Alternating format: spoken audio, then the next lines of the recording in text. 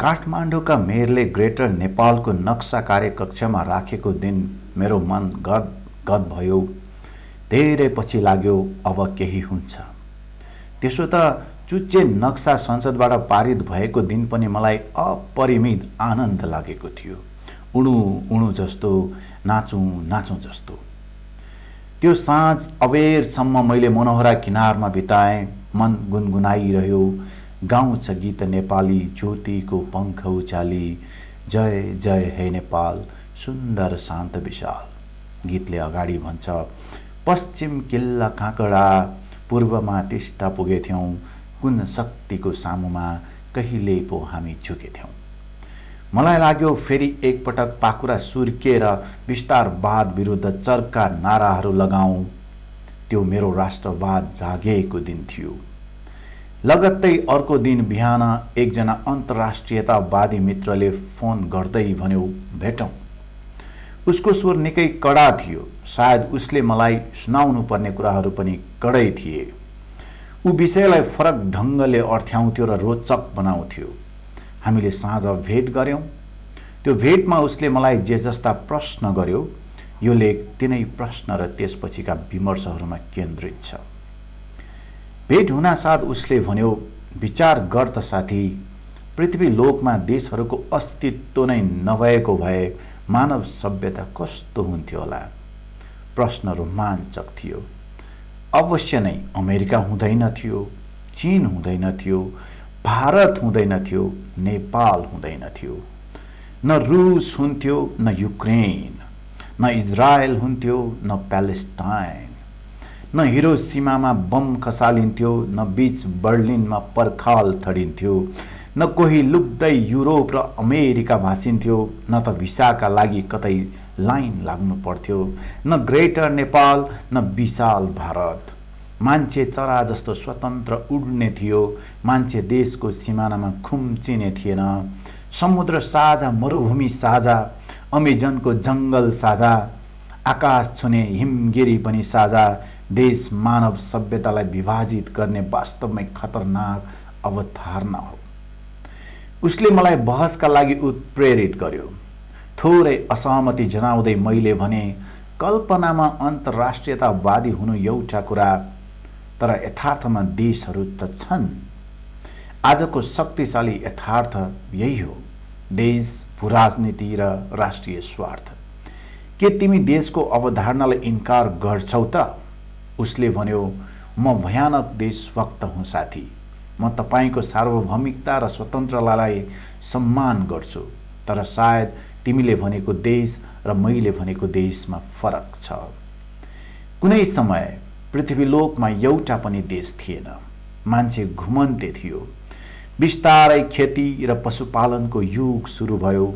मान्छे गृहस्थीमा लाग्यो।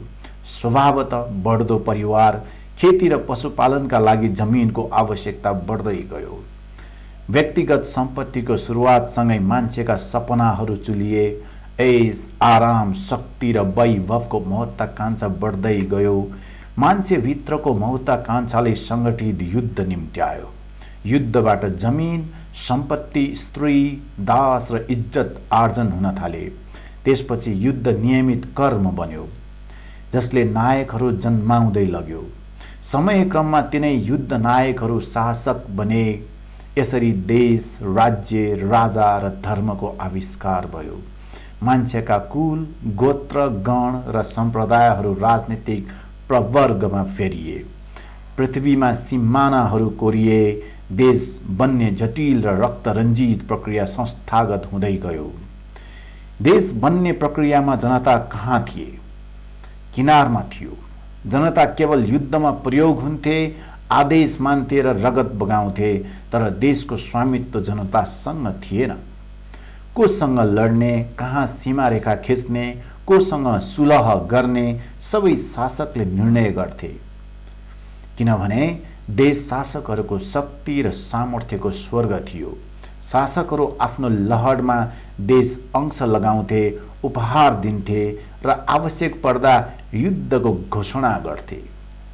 तर समयक्रममा दुई कुरा निर्णायक भएर आए। पहिलो, शासकलाई आफ्नो सत्ता जोगाउन प्रजाको सहयोग चाहियो। श्रमका लागि प्रजा, करका लागि प्रजा, युद्धका लागि प्रजा, आफ्नो जय जयकार गर्नका लागि प्रजा। प्रजालाई देशप्रति शासक वफादार बनाउन देशभक्तिका कथ्यहरू रचना भए। अनेकौं कथा, कविता र गीत लेखिए। राष्ट्रवाद सङ्गठित भयो। मान्छे र माटोलाई मातृभूमि र पितृभूमिमा साइनोले बाँधियो। वीर गाथाहरू बने।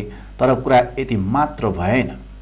जब मानव चेतनाले अँध्यारो युगबाट उज्यालोतिर फड्को मार्यो, आम मान्छेले देश बन्ने प्रक्रियामा आफ्नो पुर्खाको रगत बगेको थाहा पाए। अर्थात् जब विजयनगरजीको चेतना जागृत भयो, उसले देशका 4 किल्लाभित्र आफ्नो रगतको योगदान खोज्यो।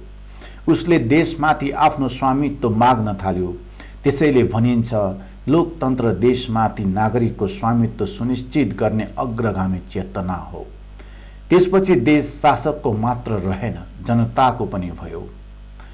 यसरी देशलाई परिभाषित गर्ने दुईटा विपरीत अवधारणा बने। पहिलो शासकीय अवधारणा, दोस्रो नागरिक अवधारणा। शासकहरूले भने देश उनका पुर्खाले आर्जाको सिमाना हो। देश नक्सा हो। देश हिमाल, पहाड, नदी हो। देश झण्डा हो, राष्ट्रिय गीत हो। देश शासकहरूको विधान हो। जस्तो कुनै बेला पञ्चायतले हामीलाई सिकाउँथ्यो, देश भनेको राजा हो। देश भनेको दरबार र त्यसको गजुर हो। देश हुन राजा हुनुपर्छ। यो शाहवंशले आर्जाको भूगोल हो। यसको विरोध गर्नेहरू देशद्रोही हुन्। तर नागरिक अवधारणाले भन्यो, देश भनेको नक्सा, सिमाना, माटो, पानी, हिमाल मात्र होइन। देश भनेको जनता समेत हो। देश भनेको जनताको समृद्धि, विकास, सामाजिक न्याय र उन्नयनको आधार हो। 2063 सालपछि देशमा गणतन्त्र आयो। संविधान बन्यो। नयाँ मान्छेहरू नेता बने। लाग्थ्यो अब देशको परिभाषाभित्र जनता केन्द्रमा हुनेछन्। राज्यले भन्ने छ, देश भनेको जनता हो। दुर्भाग्य, फेरि पहिले जस्तै दरबारको गजुरमा शासकीय अहङ्कारको झण्डा फहराउन थाल्यो। नयाँ शासकहरूले भने देश भनेको संविधान हो। कुन संविधान? त्यही जसलाई लेख्न र मेट्न उनीहरू स्वतन्त्र छन्। देश भनेको प्रदेश हो। कुन प्रदेश? त्यही जसका सिमानाहरू फेर्न उनीहरू स्वतन्त्र छन्। त्यसपछि के भयो? नयाँ शासकका लागि देश जङ्गल भयो, रुखहरू काटिए। देश खानी भयो, खजाना निकालियो। देश नदी भयो, बेचियो। र अन्त्यमा शासकको छायाले आदेशको स्वरमा भन्यो, देश भनेको स्वयं म हुँ। त्यो छायाले सारा मान्छेलाई अर्थी दिँदै भन्न थाल्यो, देशले के दियो नसोध, देशलाई के दियो त्यो विचार गर। सुन्दा शानदार लाग्ने यो भनाइ बारम्बार उसैले दोहोर्याइरह्यो, जसले देशका नाममा लिन बाहेक दिन कहिल्यै केही जानेन। उसले फेरि भन्यो, देशका लागि रगत बगाउनु गर्वको कुरा हो। अवश्य नै कहिलेकाहीँ देशका लागि रगत बगाउनु आवश्यक हुन्छ। तर कुन देश? शासकहरूको स्वार्थको देश कि जनताको जीवन आदर्शको देश? अन्यथा आफ्नो भाग र स्वामित्वमा नभएको देशका लागि मान्छेलाई रगत बगाउन उद्वेलित गर्नु स्वयं फाँसीवाद हो। यहाँ देशको स्वामित्व भनेको केही भावनात्मक र केही राजनीतिक कुरा हो। मुख्य कुरा हो राज्य सत्ताको लोकतान्त्रिकरण। थप स्पष्टीकरण दिन्छु, नागरिकको हित, समृद्धि, विकास र सामाजिक न्यायलाई कुण्ठित गरेर शासकहरूले लगाउने देश प्रेमको नारा फगत तमासा हो।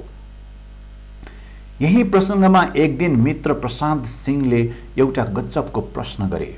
उनको प्रश्न थियो, देश चुच्चे वा ग्रेटर नक्साको 4 किल्लाभित्र हुन्छ कि हुन्छ मान्छेको जीवन स्पन्दनमा? अवश्य नै देश भनेको नक्सा हो, सिमाना हो, माटो हो। तर त्यो आधा देश हो, किनभने जनता बिनाको देश कहिल्यै पूर्ण हुँदैन। मानौ हामी 3 करोड नेपाली एक दिन सबै पृथ्वीको दक्षिणी गोलार्धमा बसाइसर्यौँ। अब देश कहाँ हुन्छ? 3 करोड नेपाली जहाँ छन् त्यहाँ कि यतै जहाँ मात्र माटो र 4 किल्ला छ? देशको नाम, ओज र गरिमा यस कारण अस्तित्वमा हुन्छ कि त्यहाँ मान्छे हुन्छन्, अन्यथा आफ्ना मान्छेको मौलिक अस्तित्व बिना देश रहँदैन। त्यसैले स्पष्ट छ, देश भूगोल मात्र होइन। अवश्य नै देश नक्सा हो, तर त्योभन्दा धेरै हो नक्साभित्रका मान्छेहरूको कथा, गाथा र सपना। देश निर्जीव हुँदैन, जीवित हुन्छ र त्यसको सास चल्छ आफ्ना नागरिकको साससँगै। भूगोललाई मात्र देश ठान्नु परम्परागत शासकीय अवधारणा हो। नागरिक चेतनाले भन्छ, देश भनेको मान्छे हो। जनतालाई पृथक राखेर गरिने देश प्रेम फगत सत्ताको जालसाजी हो। मेयर बालेनले कार्यकक्षमा ग्रेटर नेपालको नक्सा राखेको एक हप्तापछि पुत्र मुगलले एउटा सरल जिज्ञासा राख्यो। सोध्यो, ग्रेटर नेपालको बहस के हो? मैले भने, त्यो हाम्रो इतिहासको गाथा हो। भारतले आफ्नो संसद भवनमा विशाल भारतको मुरल राख्छ भने हामीले पनि आफ्नो इतिहासलाई सम्झनु पर्छ। उसले प्रति प्रश्न गर्यो, ग्रेटर नेपाल भनेको भूमि मात्र हो कि त्यो भूमिभित्रका मान्छेको पनि कुरा हो? के हामी ती लगभग 5 करोड मान्छेलाई नागरिकता दिन तयार हुन्छौँ त? के हामी ती नयाँ मान्छेलाई जागिर दिन तयार हौँ? के हामी तिनै मध्येबाट भोलि प्रधानमन्त्री वा राष्ट्रपति बनाउन तयार हुन्छौँ? ती 5 करोड मान्छेहरू के चाहन्छन्? हामीले सोधेका छौँ। मधेसका मान्छेलाई नागरिकता दिने बेला हामी अझै अनेक शङ्का गर्छौँ। काठमाडौँमा बाहिरबाट मान्छे थुप्रिए भन्ने रैथाने गुनासाहरू अझै सुनिन्छन्। सडक व्यापारी देख्नासाथ महानगरको पारो चढ्छ। मानौ देशमा 3 करोड जनसङ्ख्या हुँदा राजधानीको जनसङ्ख्या छ 30 लाख। भोलि मानौ 8 करोड जनसङ्ख्या हुँदा राजधानी होला 80 लाखको। के हामी ती थप 5 करोड मान्छेलाई स्वागत गर्न तयार हुन्छौँ?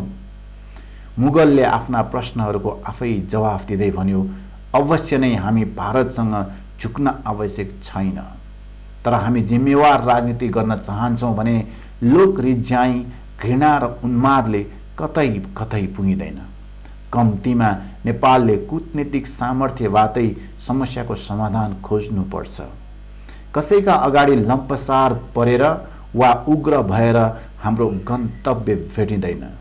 हाम्रो लागि प्रेम, सद्भाव र कूटनीतिक सुझबुझको बाटो नै उत्तम बाटो हो।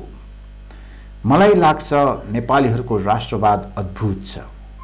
हामी कहिले चुच्चे नक्सा हेरेर मक्ख पर्छौँ, कहिले ग्रेटर नेपालको तस्बिरमा रमाउँछौँ। अवश्य नै हाम्रो भूगोल, माटो, इतिहास र गाथाहरूमा रमाउनुपर्छ। तर मात्र नक्सामा रमाउने कि वस्तुगत परिस्थितिलाई बदल्ने? किनभने बितेका 70 वर्षदेखि हाम्रा नेताहरूले राष्ट्रवादको नारा लगाइरहेका छन् र उनीहरू निरन्तर प्रभुका पाउमा लम्पसार छन्। तर हामी भने उनीहरूले बनाएको उग्र राष्ट्रवादको मोहजालमा मग्न मस्त भएर रमाउँदैछौँ। अवश्य नै हामी देशलाई माया गर्छौँ। हामी देशलाई बलियो, स्वाधीन र समृद्ध बनाउन चाहन्छौँ। तर के आफ्ना लाखौं नागरिक दरबान, कुल्ली र कान्छा भएको देश स्वाधीन हुन्छ? जुन देशका नेताहरू बितेका 100 वर्षदेखि विदेशमा उपचार गर्न जान्छन् र देशमा एउटा गतिलो अस्पताल बन्दैन, त्यो देश बलियो हुन्छ? जुन देशमा एउटा गतिलो विश्वविद्यालय छैन र ज्ञानको सदैव हुर्मत काढिन्छ, त्यो देश बलियो हुन्छ? भनिन्छ आज लगभग 50 लाख नेपाली युवा विदेशमा पसिना बगाउँदैछन्। आफ्ना युवाहरूलाई विदेश निर्यात गरेर चामल किन्ने देश स्वाधीन र बलियो हुन्छ? जुन देशमा स्वयं मन्त्रीहरू आफ्ना नागरिकलाई शरणार्थी बनाउन दलालीको फन्दा बनाउँछन्, जुन देशमा सर्वत्र ठगहरूको रजगज छ, जुन देशमा दलालहरूले राज गर्छन् र निष्ठा मर्छ पल पल, के त्यो देश स्वाधीन र बलियो हुन्छ? भातको जोहो गर्न नसकेर विदेशी भूमिमा पसिना बेच्नेहरूको देश हो यो। विमानस्थलमा आफ्ना सन्तानको लास पर्खिएर बस्ने आमा बाहरूको आँसुले भिजेको देश हो यो। जसको संविधानमा चुच्चे नक्सा त छ, तर नक्साभित्रका मान्छेहरूको गणना गर्न पनि शासकहरूको कूटनीतिक सामर्थ्यले भ्याउँदैन। त्यो देश बलियो हुन्छ कसरी?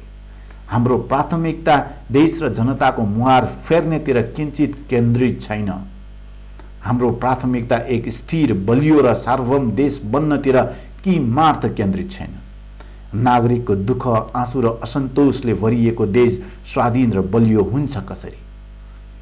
आजलाई अन्तिम कुरा के भने, गीत, कविता, कथा र नक्सामा देश हेरेर हामी भावुक हुन सक्छौँ, तर आफ्नो सामर्थ्यलाई नबढाई हामीलाई कसैले पुज्दैन। बहादुर नेपालीको देश भनेर हामी मनमनै गर्व त गरौँला, तर जनता एकीकृत, बलियो र सम्पन्न नभई देश बलियो हुँदैन। किनभने देश भनेको नागरिक अधिकारको सर्वोच्च अभिव्यक्ति हो। देश नक्सामा भन्दा धेरै नागरिकको मन मुटुमा खोज्नुपर्छ। देश भित्तामा होइन, आफ्ना मान्छेको मनमा अजर अमर हुनुपर्छ। अन्यथा लोक रुझाइले हाम्रो भोग भरिँदैन र भोगका मान्छेहरूले देश कहिल्यै स्वाधीन र बलियो हुँदैन। मान्यवरहरू, कृपया देशलाई माया गरौँ, तर देश भनेको जनता हो, यो कुरा नभुलौँ।